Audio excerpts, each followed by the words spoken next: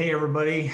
Thank you for stopping by. I'm Dugan Kelley. I'm one of the shareholders of Kelley Clark. We're a boutique full service law firm with a national footprint. We have offices in the greater Dallas-Fort Worth area as well as Santa Barbara, California. But most of our clients are hunting, buying, selling commercial real properties all across the country in the hot markets. So today, what we're going to talk about is something that's very exciting to me, and that is 1031 exchanges and how, from both an operator standpoint as well as passive investor standpoint, why you should care about 1031 exchanges. And so this presentation really is for both passive investors as well as active syndicators or people that want to syndicate and want to know how can you use 1031 exchanges alongside of a traditional syndication. So what you're going to learn in this short presentation, and we hope that it's an aid to you in your business or your goals for growing your real estate portfolio, are essentially what are the instructions about 1031 and how do you use that device? What are the easy rules? Why are 1031s historically so stressful? They can be stressful for people, especially if you're not accustomed to using it. And how do you 1031 significantly? Like this is the secret sauce. So how do I 1031 into a syndication or alongside of a syndication? I've heard this word TIC. What does that really mean? And then if you're the 1031 party, what if I need to bring debt, right? And then 1031ing into a multifamily transaction. And then what happens on exit? And what is the dollar comparison if I do not 1031? A little bit about my background for those of you that don't know me. I'm a managing shareholder of Kelley Clark. I'm licensed in multiple states and active throughout the country. And I practice primarily in the area of commercial real estate as well as securities laws. Represented deals in excess of several $1 billion. On average, we syndicate for clients around $400 or plus $1 million on per year. And then we also litigate. So in the event that there's some issues that pop up or problem spots in connection with the properties that you own, we want to provide a full suite of services from essentially that acceptance of your LOI all the way to the closing table and beyond. So we really specialize and provide services to clients on what we call the road to ownership and beyond. So what is a 1031 exchange? Well, it is, in my opinion, one of the best provisions of the tax code. It refers to the Internal Revenue Code section 1031. And this portion of the tax code enables a taxpayer to sell an investment property with little or no tax liability. Let me say that again. If you own an investment property, you can sell that property and not pay taxes on it if you implement this section of the tax code. And that gain, so you buy low, sell high, you've got an amount of gain that theoretically is going to be taxed unless you utilize this section of the tax code to redeploy that gain into another commercial real property. This is, in my estimation and opinion, this is a wealth building loophole. This is something that is sorely needed for many families, many individuals or entities to essentially preserve that gain and continue to reinvest and redeploy into new assets without any adverse tax consequences. Remember, we're not talking about tax-free. There are very, very few, if any, tax-free situations that ever exist. This is tax deferral, meaning you can continue to exchange that gain throughout your life and keep the wealth in the family. When you pass away, theoretically, if you've continued to 1031, your heirs will get what we call a step up in basis, meaning if you bought a piece of property for $500,000, and then through 1031, ultimately, when you pass away, the property was worth $1 million or $2 million or $3 million that you've reinvested into.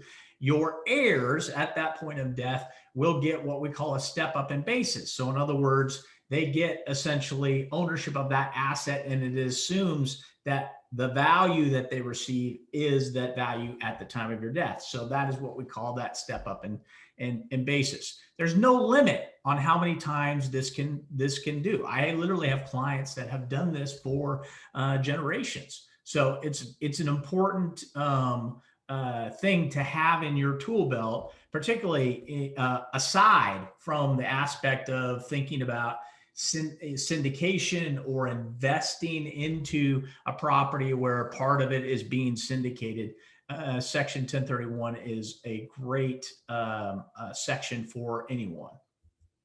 All right, here are the easy rules that you need to remember when you're thinking about 1031. So all cash proceeds from the sale of the relinquished property. So we're going to be calling the property that you're selling the relinquished property.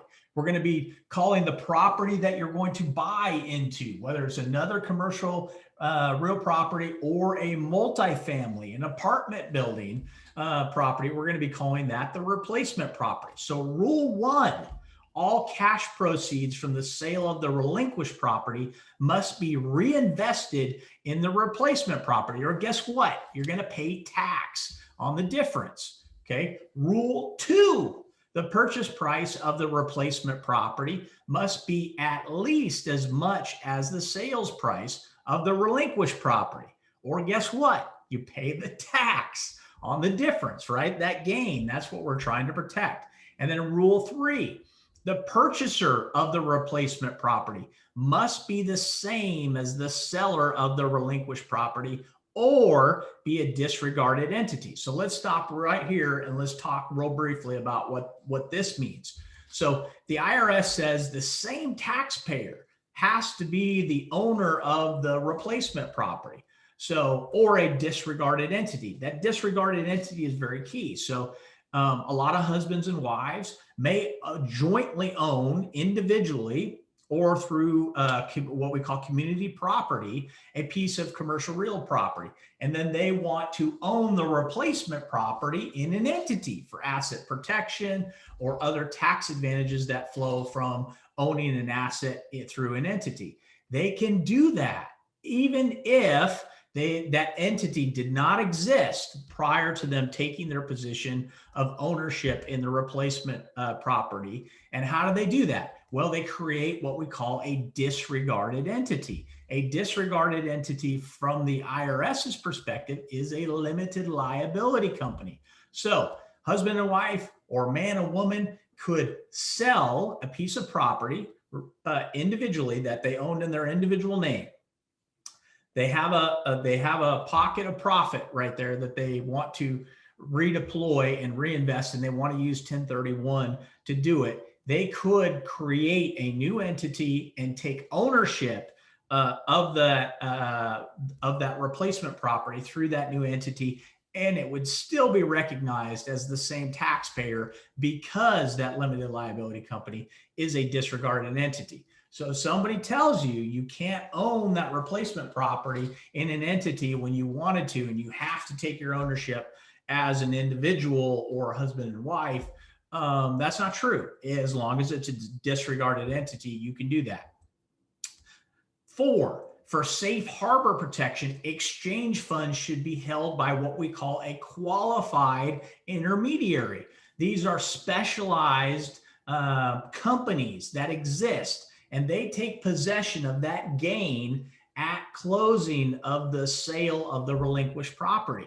So remember, the IRS says any money that you actually take ownership of, that you touch, that you possess, you're going to pay taxes on that during that gain part. So what happens is you need to hire one of these qualified intermediaries. The time to interview and hire them is not at the closing table. You need to, if you want to use this 1031 process, you need to contact that 1031 intermediary early on when you're marketing for sale your property, because they are going to be the ones that take ownership of that of those gain proceeds to help you deploy that money into the replacement property. And by using this qualified intermediary, it is a safe harbor, meaning the IRS does not recognize that you have taken ownership or that you have possession of that gain, subjecting you to tax.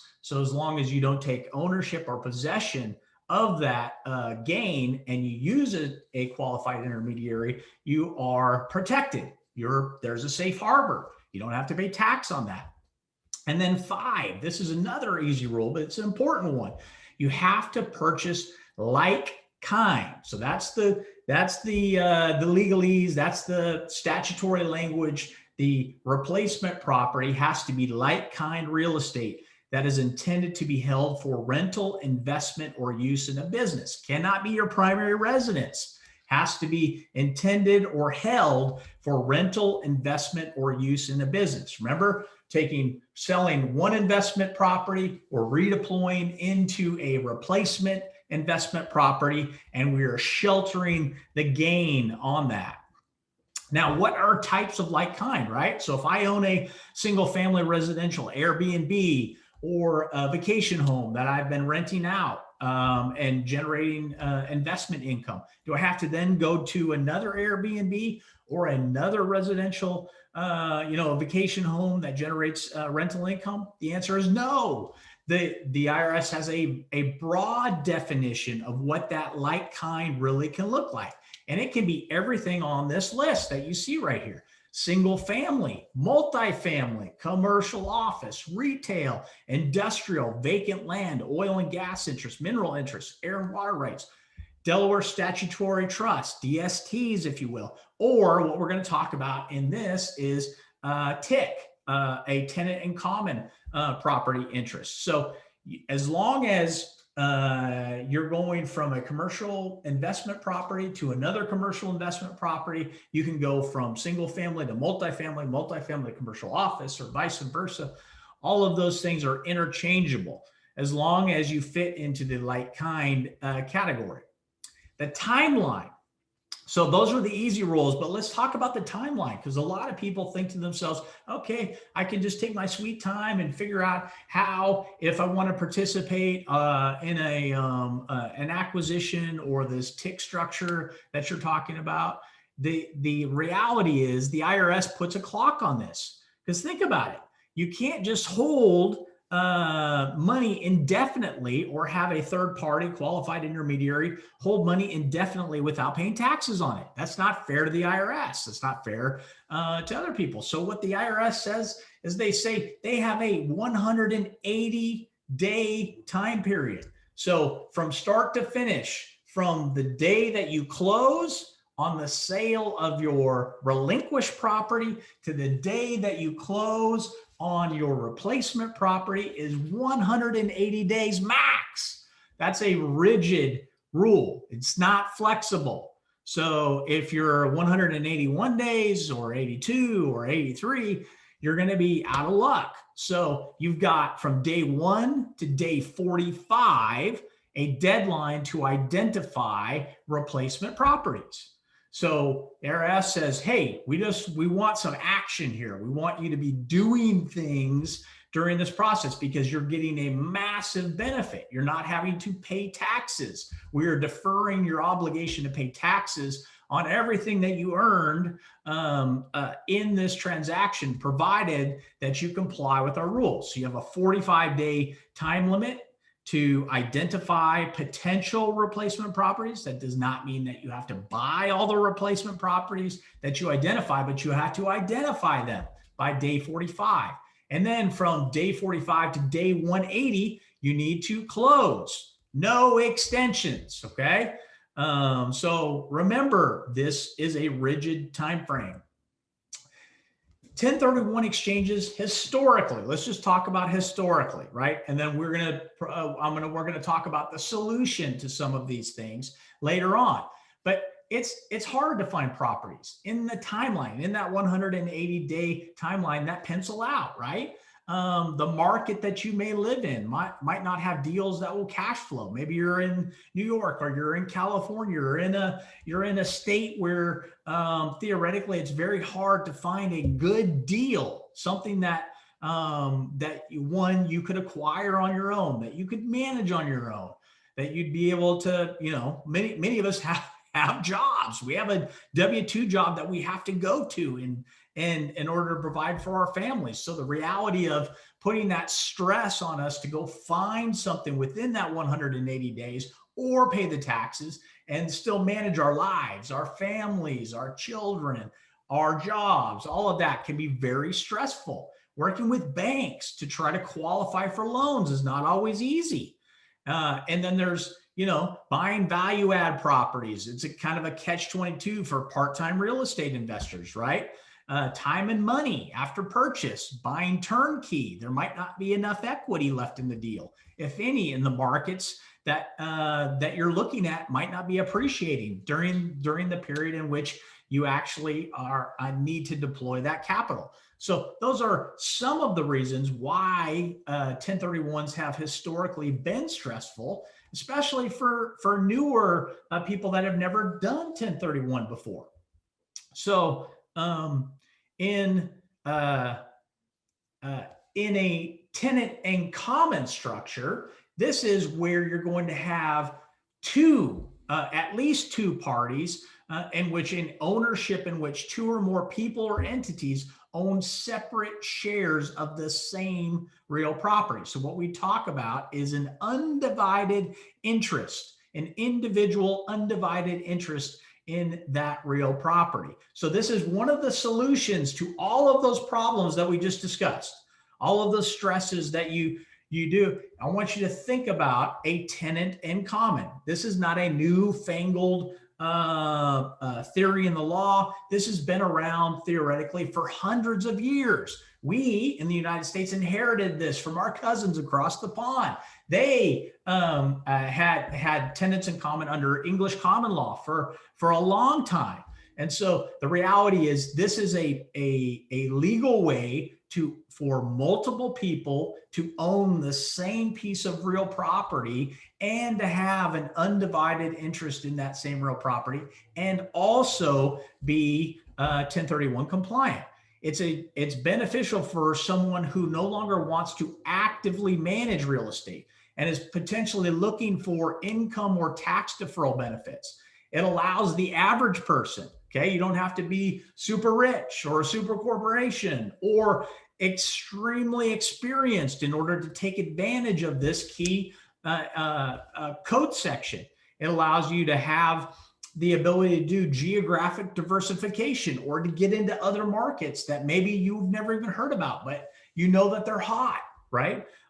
It is a tenant and common structure, and as the 1031 party, or even the operator eventually, ownership in that is treated as like kind of real estate, as long as each owner has an undivided interest in the real property. So let's talk about the benefits, right? Obviously, from what we just saw, it increases your buying power. You have the ability, if you're a 1031 party that own let's just talk about Airbnb. Let's say you had one Airbnb, right? So now you go from Airbnb to potentially a slice of a larger apartment building. That increases your buying power because you're able to get into now a much larger scalable asset and you don't have all this time and energy and resources, emotional bandwidth, and having to deal with that. It can often be essentially treated as like a passive investment, not from a standpoint of you're not a passive investor in this, but you theoretically, in a larger asset, there's going to be other professionals involved, and they're going to be providing services like a third-party property manager or an asset manager.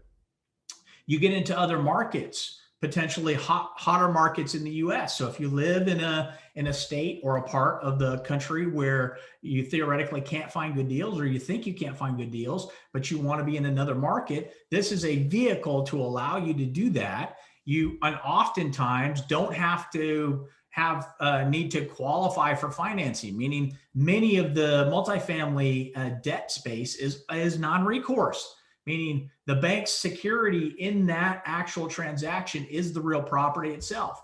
Unlike a recourse loan where they're underwriting the personal financial creditworthiness of the actual borrowers, the actual individuals.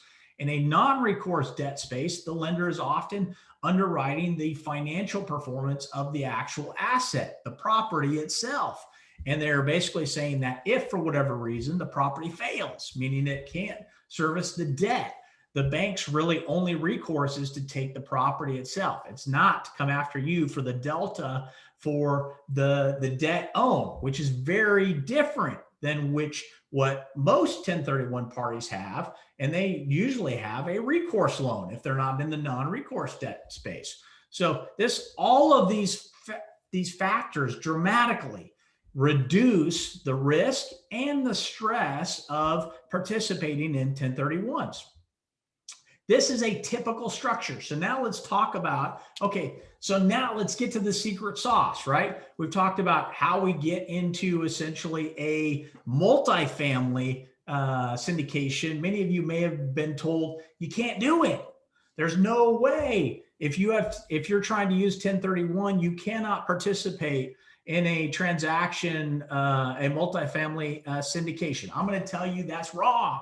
And this is how you're going to do it. This is the mechanics. This is the actual what changes and how you actually implement this strategy so that it opens up a whole nother world of opportunities for both sponsors and operators, people that are looking for diversified streams of capital to either shrink the raise, the equity needed to get to the loan, to get the keys to the apartment building, or it assists passive investors who are thinking to themselves, how do I actually scale up from a single family residential home that I am renting out into a much larger portfolio or asset that will help build my portfolio to either generate higher cash flow or greater returns from an appreciation standpoint.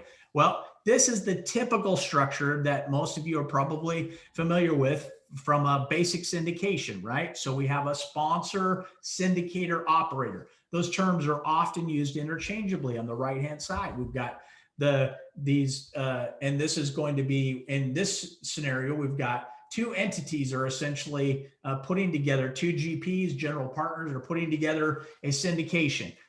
They've created a new limited liability company called NewCo, and they're going to sell off 70% of NewCo to passive investors. They're raising the equity necessary to get the loan, to get the keys to the apartment building, to generate those returns for those investors.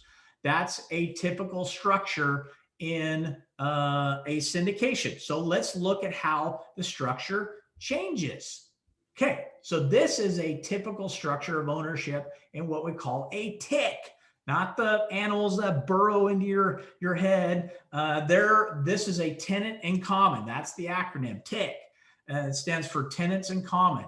And in this scenario, you can see how we still have NewCo. We still have an apartment building. NewCo is still syndicating their equity, but they've actually allowed the tenant in common interest, Tinker and Taylor in this scenario, and the ability to purchase from the seller directly 8%. So remember, in many situations, these sponsors, general partners, syndicators, operators, they have a contract for sale on the purchase of an apartment building. They've locked it down.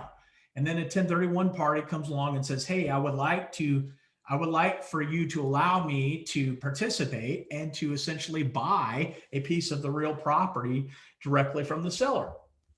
They can theoretically only do this if the sponsor or operators agree to it, right? In this scenario, they've agreed to it.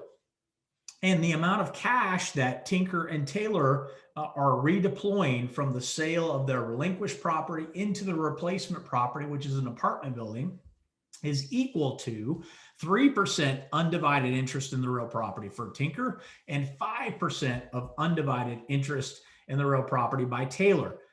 Collectively, there are going to be, in this scenario, in this hypothetical, 3 co-borrowers: Tinker, Taylor, and Newco LLC. And they're all going to go on deed, and they will all be treated as co-owners of an undivided interest in the real property. And this is how, theoretically, you have 1031 parties participating in, and I'm not in, alongside of a syndicated entity for a specific asset. And so you remember, here are some of the rules on that structure that we just saw. You are co-owners, you're not partners. Each co-owner must hold title to the property as a tenant in common, which means, right, there's a deed. That deed is the formal legal document that transfers ownership of that piece of real property from the old owner to the new owner. So now it's going to be from old owner to new owners. And on that deed, it will say Tinker has an undivided interest in the real property of 8%. Taylor has 3%. And Newco LLC has 82%, right? All totaling 100%, but they have 3 owners, 3 co-borrowers. These owners, the ownership of this, of the TIC, of the tenants in common and all of the parties are usually governed by what we call a TIC agreement or a co-ownership agreement. This agreement can often mirror what is an operating agreement. So if you've invested passively in syndications, or you're an operator, or you even own an entity like a limited liability company, you often have a governing document. That governing document is an operating agreement. If you have a limited liability company, it's a limited partnership agreement. If you have a limited partnership entity, or it's a shareholder agreement or bylaws if you have a corporation.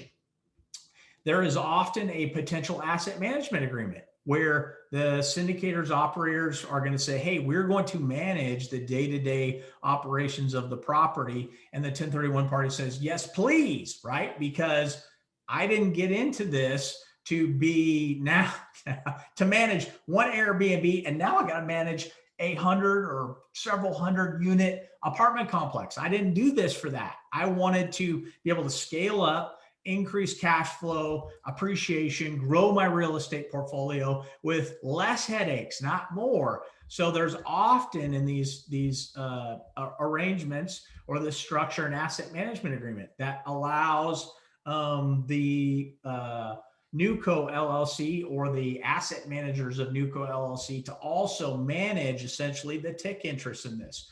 These will often, the lender involved in this. So you got to remember the lender is often the largest investor as well. And they're often going to require there to be a point person, right? They don't want to be talking to 3 co-owners all the time. They want who's the one person or the 2 people that I'm going to be talking to in connection with this real estate asset.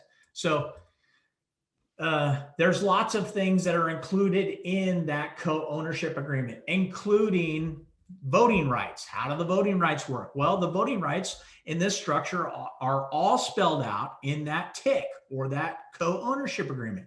In most cases, the TIC owner votes on things like hiring a new asset manager, right? So if in our hypothetical Best Gals LLC and Best Guys LLC, they were the asset managers for Newco LLC. They're also the asset managers for all the TIC interests. And if for whatever reason they pass away or they get removed or they're no longer able to function in that capacity, then all of the TIC parties, Tinker, Taylor, and then whoever's controlling Newco will all vote on who should be the new asset manager. Approval of the annual budget, a decision to finance or refinance, funding of any deficiencies, right? Capital calls, those sorts of things, or a transfer of the TIC owner's interest. Those are usually some of the things that you're going to theoretically be voting on. Now, remember, here's a caveat. The largest investor is almost always the bank when you're involving debt in the syndication of a commercial piece of real property. So they will have a lot of say on what that co-ownership agreement says and who gets to do what.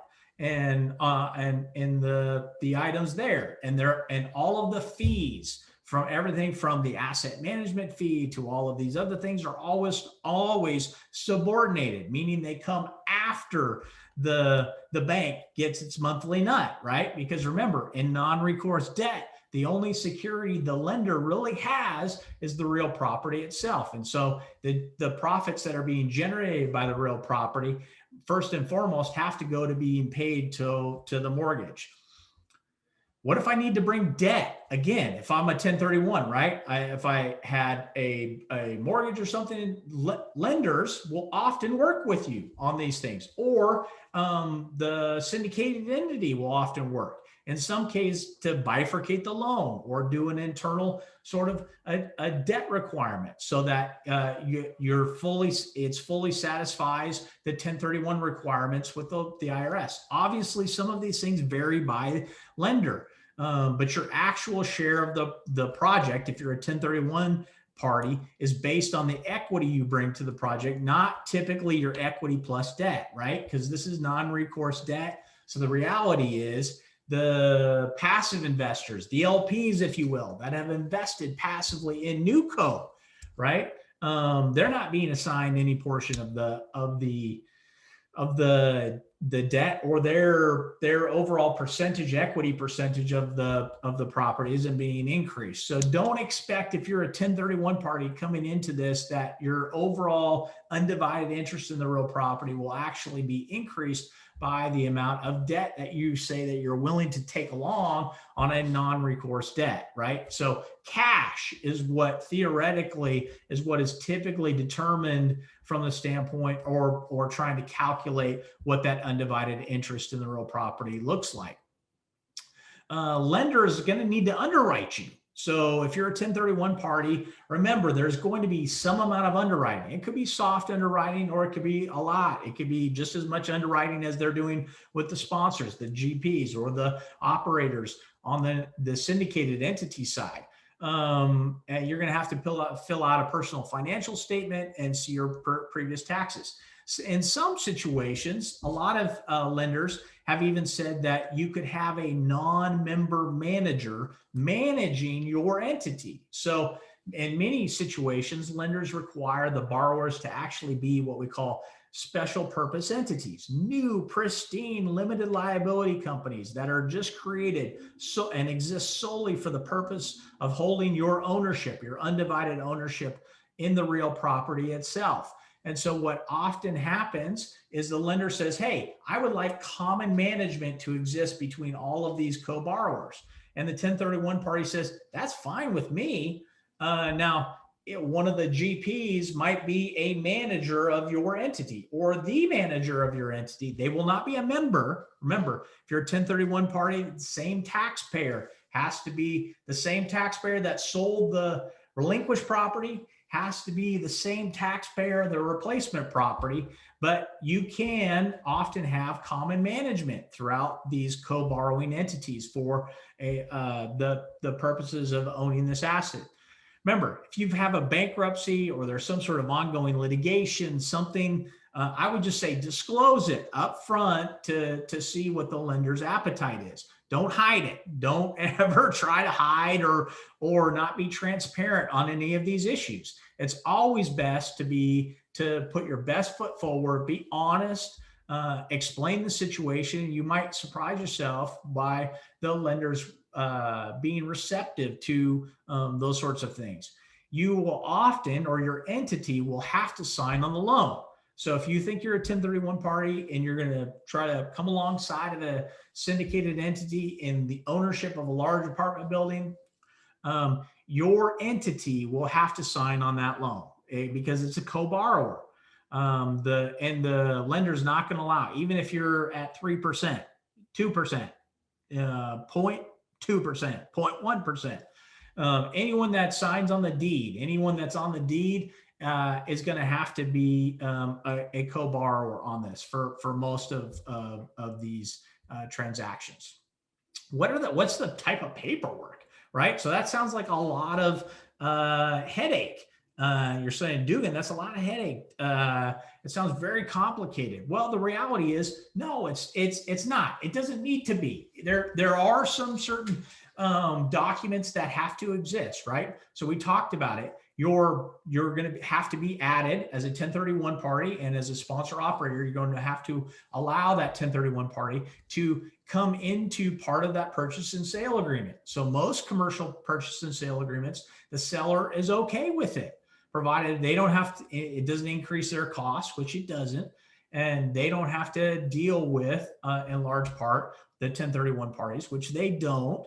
But they have to be added to that purchase and sale agreement, because this is a sale of real property. The IRS does not recognize, for 1031 purposes, the ownership of shares of a stock or LLC interest. That's why you have to be a tenant in common structure. That's why the 1031 party has to own an undivided interest in that real property, and not just membership units in the syndicated entity like an LP.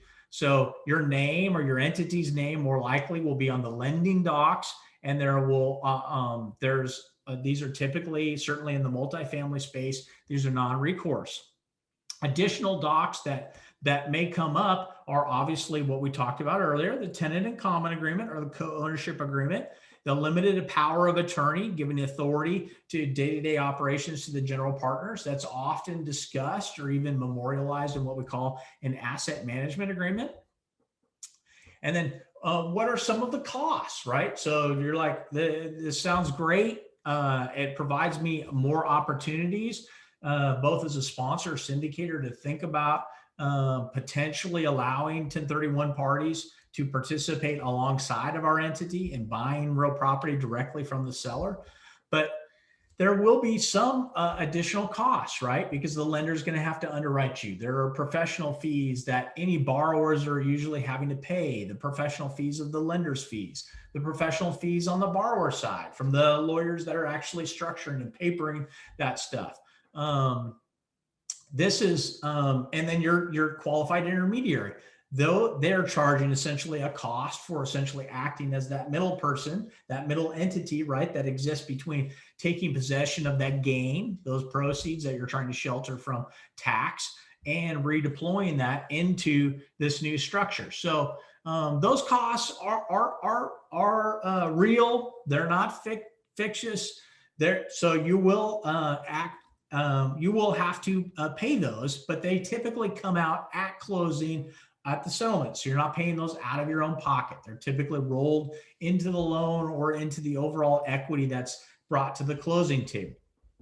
All right, this is just, let's talk some dollars here. So let's assume that you have a $1 million gain from selling a rental property, and you invested into a 10-year project. So I know most syndications are, somewhere 4, 5, 6 years on the outside, but let's assume this is a 10-year hold, right? So we're going to sell a piece of property. We realize a $1 million gain. We're going to redeploy that the amount that we're going to be able to get into our undivided ownership interest into a multifamily property. At the end of 10 years, what will I have, right? Well, here in the 1031, which is the yellow, we've got the $1 million. Remember, we're not paying the taxes, right? Because we're deferring. So we get to be able to deploy that $1 million into that multifamily syndication, thereby increasing our equity stake, our undivided ownership interest in the real property, and let that grow unimpeded all the way through that 10-year hold. So we've got basically 2.5 and change at the end of that. On a traditional investment, we've got to pay the tax. So we're taking basically a 30% haircut, a 30% hit on that $1 million. And then we're redeploying that same money, after tax money, because we paid taxes, we didn't use 1031. And that's the green line. We put that into the same investment. Well, our stake in that same investment over the same period of time is, you could see that, is basically it's like $1.4 million short of where it was on the 1031. Well, what about opportunity zones, right? So we did an opportunity zone analysis. Same analysis here. We're paying slightly a little bit of tax because opportunity zones are not, in my opinion, as good as being able to utilize the 1031.